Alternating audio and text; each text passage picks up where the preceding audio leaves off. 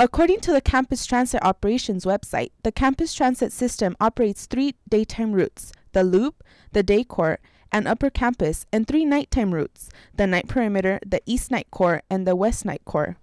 In addition to the campus transit systems, the university funds the Santa Cruz Metropolitan Transit via the student transit fee to provide students with transportation around campus and into the city of Santa Cruz. University route metro buses serve the campus every 5 to 8 minutes on academic days and 3 to 4 times an hour on weekends and during summer and quarter breaks. Do you feel that there are enough campus transit operations for the whole UCSC student population?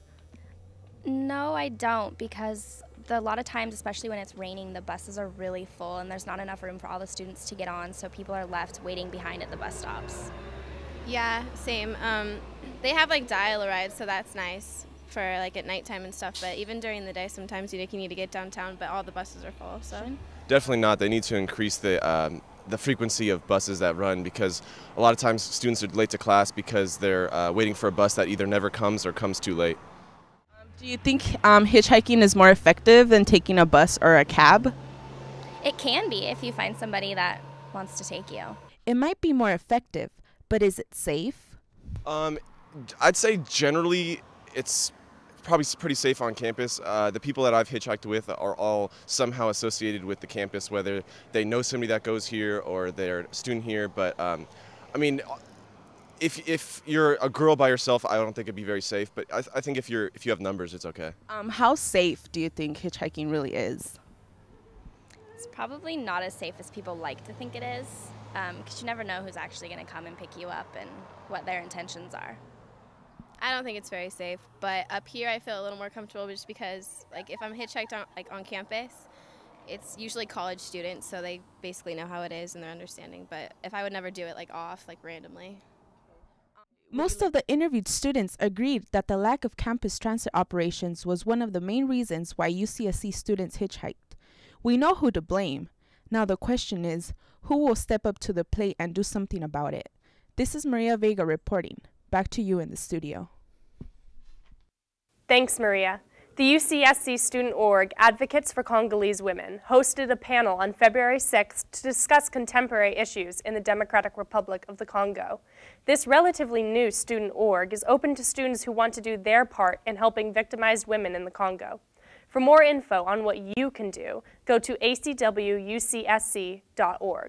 On a different note, have you ever received a parking ticket and wanted to blame TAPS? Have you ever been outraged with parking permit prices and feel frustrated about their lack of availability? Here's Haley Peterson reporting on who to blame for your TAPS concerns. Ever wonder why you pay hundreds of dollars for a parking permit and when you go to park on the UC Santa Cruz campus there's no spaces? Or have you ever wondered why UCSC wants to make it a more car-free school, but carpool passes are just as much? Today we find out how the parking enforcement and students address these issues and their thoughts on enforcement, prices, and parking availability. Biggest problem with parking enforcement is that they wake up too early. Overpriced tickets. I don't know, it's just the price of, when you get a ticket. What are the steps we do before we issue a ticket? Very simply, we go up and we look at the windshield of a vehicle to see if there's a permit displayed. If there is a permit displayed, then we would additionally look at the license plate that's on the permit and confirm that it belongs on that vehicle. If there is no permit seen, we do look in door pockets on the seats and stuff like that. Sometimes when kids or anybody, when they close a door, it blows it off the mirror, or it could even blow it off the dash. And so we look for that too. We try to be real reasonable when we cite vehicles. TAPS makes make the regulations that we enforce, basically. We're two separate entities. We're within parking enforcement's within the police department. TAPS is totally separate from the police department. When I went to go move my car Monday morning, and it should have been moved, I guess, technically Sunday night, they had already given me a ticket at like 7 o'clock in the morning. So I think it should start at like 8-ish, maybe, and I wouldn't have gotten a $30 parking ticket that I can't really afford. It just sucks because I paid like $250 for a permit for the remote lots, but they gotta just like get you any way they can. It goes to a processing company, and in turn they distribute it, some to DMV, some to the county, and then whatever remains to the police department. As far as I know, it pays for these trucks, our salaries of some of the office workers. I know now, Monday through Friday, I don't go anywhere between like 10 and 3. So from 10 to 3, my car stays in this lot because I've gone somewhere before and come back, and it's like a zoo. It's just like a merry-go-round. People like literally going around for like half an hour trying to find a spot. After hearing the opinions of your fellow peers, now you know that you're not alone. The University of California, Santa Cruz should definitely work towards resolving the issues with parking. This is Haley Peterson reporting for Banana Slug News. Thanks, Haley.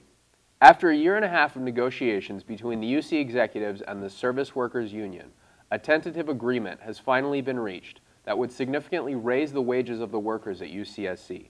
BSN was there to accompany the Students and Workers Coalition for Social Justice on Friday for their barbecue closure and celebration event. Here with more is Julia Cifuentes.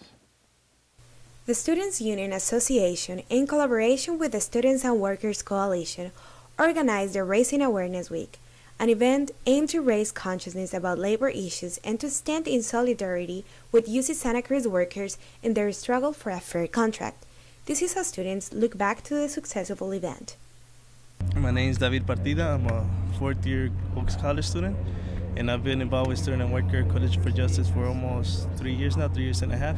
We had a whole week planned from Monday to Friday, and this week was to raise the awareness. We didn't know we were going to win the contract like Wednesday at 2 in the morning, but they started on Monday with a labor film festival. We saw a couple of movies, Maquiladoras, the sex workers uniting over there with SCRU Local 75 in San Francisco. And then Tuesday there was a picket with the union, and we had 250 workers and students in the quarry demonstrating. And then Wednesday was the teaching we had at the Oaks Learning Center, and then Thursday was the coffee break we had right here at the Café Revolucion. And today was this little pizza break, and it was cool because especially Tuesday the big picket, and yesterday the coffee break, just to go get to mingle with workers. What really made this Awareness Week unique was the unexpected news received on Tuesday after the picket at the Quarry Plaza. A tentative agreement on a new contract that would significantly raise the wages of hundreds of UC Santa Cruz workers was finally presented to the union. The workers are happy that we finally reached that tentative agreement. It's not quite what we were fighting for, but with the way the economy is right now and a lot of people being laid off and losing their jobs, I believe that the contract that we brought back to them is a good, decent one. And more than not, it's something that between the workers and the students, we won this. We claim this as our victory. It wasn't something that the university just gave us out of their open heart, which I believe they probably don't even have one. And no, it's the truth. It's how I feel about it. And university did do one good thing, is that they did move in the right direction to help bring service workers out of poverty wages. But the fight doesn't stop there. It's like we'll reorganize and get ready to fight the next contract.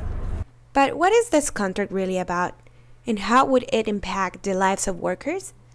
The minimum wage by the end of the contract in 2013 is going to be $14 an hour, which is a significant increase from what it is right now. And it's going to be lifting a lot of the workers out of the serious situation they're in right now with their wages, and they'll be, for the first time in a very, very long time, I think since like the 80s, workers will be having pay steps based on the seniority that how long that they've been working here, because for the longest time a worker have been working here for 17 years and never gotten a raise, despite the fact that they've given so much of their lives to this university. So for every 2 years that a worker has been working here, they'll get a year of credit towards a pay increase, which is a really big step for the union and for the members. The many efforts of workers and students to reclaim workers' rights have been critical. However, the struggle is not over yet. According to workers, there are many other injustices at the workplace at UC Santa Cruz.